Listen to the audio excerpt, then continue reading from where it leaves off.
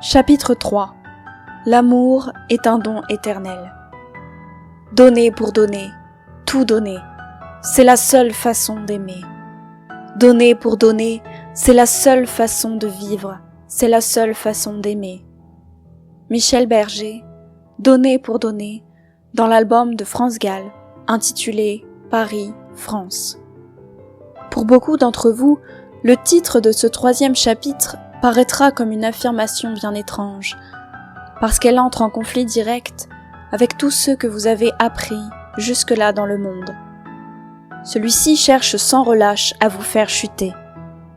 Pourquoi vous dirait-il que l'amour existe pour vous sauver et qu'en outre il manifeste un don qui ne connaît aucune limite? Le monde ne vous présente aucune raison plausible de croire une telle chose. Il préfère vous laisser dans l'ignorance en vous imposant une forme d'amour qu'il a créée de toutes pièces. En vérité, l'amour qu'il vous montre n'est qu'une aliénation. Au lieu de vous faire vivre dans une paix absolue, il crée sans cesse en vous une forme de manque. Pour aimer les autres selon le monde, il faut être tout le temps en présence physique. N'oubliez pas que selon lui, vous n'existez que par le corps et non par l'esprit. Vous êtes pour lui un être totalement et fondamentalement limité dans le temps et dans l'espace. Vous pensez surtout à ce qui est passé et à ce qui viendra. Mais vous vous souciez peu, voire pas du tout, de l'instant présent. Or, il n'existe rien de plus avantageux pour le monde que de vous laisser croire que vous pouvez maîtriser et comprendre le passé et le futur, mais que vous n'avez aucune emprise sur ce que vous pouvez vivre dans un présent absolu. En vous faisant réfléchir en permanence sur ce qui est passé et sur ce qui vient, il vous maintient dans un état d'instabilité et vous pousse à penser que le bonheur n'est plus là et qu'il viendra sans doute plus tard. Pour le monde, vous n'êtes pas en mesure d'être en plusieurs endroits en même temps. Et pour cause, le corps ne peut pas se trouver en plusieurs lieux au même moment. Mais l'esprit, lui, oui. Vous êtes peut-être totalement limité par le corps, vous ne l'êtes pas du tout par l'esprit. Si vous étiez porté à connaître ce fait absolu, et si vous parveniez à l'intégrer parfaitement en vous, alors c'en serait fini du monde dans votre être. Il faut bien comprendre que tout ce que le monde sait faire, c'est vous mentir sur ce que vous êtes vraiment. Il n'est pas capable d'agir autrement. Il suit sans cesse ses propres maximes. S'il faisait différemment, ce ne serait pas le monde. Il ne sait que se contenir lui-même et ne contient que ce qu'il invente. Il nous fait vivre dans une illusion permanente et presque parfaite dès lors que nous acceptons sans discussion tout ce qu'il nous dit. Le monde cherche à nous nuire. Si nous ne sommes pas capables de lui résister seuls, c'est en effet extrêmement difficile, voire dangereux, alors il faut laisser faire des forces supérieures. Le Fils a été envoyé pour nous assister et nous suppléer dans cette lutte sans merci. Il n'existe aucune force plus puissante que l'amour qu'il nous propose. Il partage avec nous ses armes saintes. Vous pouvez ainsi remarquer dans le Nouveau Testament quelques références à une armure envoyée par le Seigneur pour nous aider à lutter contre ce qui est mauvais. Il est notamment écrit dans Romains, chapitre 13, verset 12, « La nuit est avancée, le jour approche. Dépouillons-nous donc des œuvres des ténèbres et revêtons les armes de lumière. » Pour faire face à l'ennemi, il nous faut revêtir des armes aussi puissantes, voire plus puissantes que les siennes. L'arme la plus grande et la plus imposante qui nous soit offerte par Dieu, qu'est-ce, sinon l'amour parfait? Il est illimité, c'est-à-dire qu'il se partage sans cesse et qu'il ne demande rien en retour. L'amour parfait est esprit. Il dépasse toutes les frontières, il ne se soumet à rien et il englobe tout sur son passage. Vous en ferez un jour l'expérience et vous verrez qu'il vous sera impossible de lutter contre lui.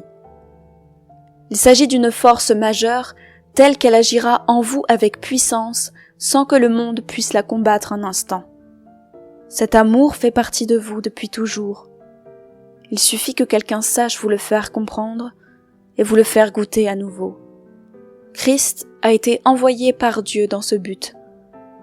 Il est l'agneau de Dieu, le Fils parfaitement innocent du Père. Ouvrez-lui vos cœurs et il œuvrera.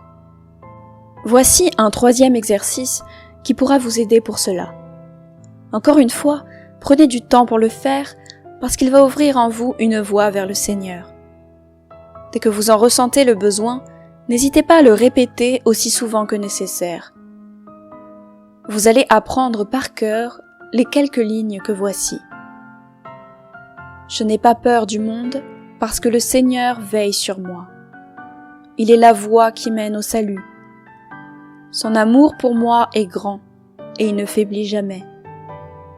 Aussi j'accepte ton nom, Jésus-Christ, et je te prie de me venir en aide. Je veux guérir par ta grâce et reposer pleinement dans ton amour. Amen. Chaque fois que vous ne vous sentirez pas bien, dans un état de peur, de tristesse, de faiblesse, vous répéterez cette petite prière. Vue comme ça, elle n'a l'air de rien, et pourtant elle est pleine de vérité et sera source de paix dans votre cœur. Il s'agit d'une forme d'affirmation pour vous-même. Vous commencez à comprendre que quelque chose doit changer, et ce quelque chose, c'est votre vision de l'amour. Cette prière est une sorte d'auto-confirmation des changements que vous voulez opérer dans votre esprit. Vous confirmez à vous-même que vous voulez désormais voir la vie autrement. Cette prière permet aussi d'affirmer au Christ que vous êtes prêt à recevoir son aide pour de bon et à lui faire entièrement confiance. La prière est sans aucun doute le moyen le plus efficace pour montrer au Seigneur sa détermination. Votre volonté connaîtra certainement encore des hauts et des bas. Cela est parfaitement normal. Ne vous en voulez pas. Votre ego, qui est le monde en vous, cherchera à vous faire culpabiliser en vous persuadant que vous n'êtes pas fait pour l'amour du Christ. Il voudra sans doute vous faire croire que Christ ne vous aime pas parce que vous chutez toujours. Vous aurez peur, vous serez triste de nouveau. Mais, dès lors que vous aurez pris conscience que le monde n'est pas ce à quoi vous aspirez, qui ne vous rend pas heureux comme vous méritez de l'être, alors il n'aura plus d'emprise réelle sur vous. Oui, il faudra vous faire chuter, vous penserez tout abandonner en étant persuadé que vous n'êtes pas digne de recevoir l'amour du Sauveur. N'ayez crainte. Il viendra encore et toujours vous rechercher pour vous relever et vous soutenir. Il est là pour endurer avec vous vos douleurs. À ses côtés vous tombez, mais il vous relève sans cesse parce qu'il vous aime d'un amour éternel et qu'il n'est jamais fatigué de vous porter. Venez vous reposer en Jésus-Christ. Vous méritez de connaître son amour. Il vous l'offre avec joie et vous demande simplement de l'aimer aussi. Avec lui, vous accomplirez beaucoup. Vous l'aiderez en partageant son amour avec toutes ces brebis qui se sont égarées. Vous êtes revenu auprès du berger. Il ne faut plus le perdre de vue, car c'est par lui qu'arrive tout ce qui est bon, tout ce qui est juste, tout ce qui est vrai. Un voile de mensonges qui empêche de voir la lumière règne sur les cœurs perdus et les maintient dans les ténèbres. Pour vous, le voile commence à se lever et vous apercevez déjà la silhouette d'un amour immortel qui s'avance vers vous à pas légers.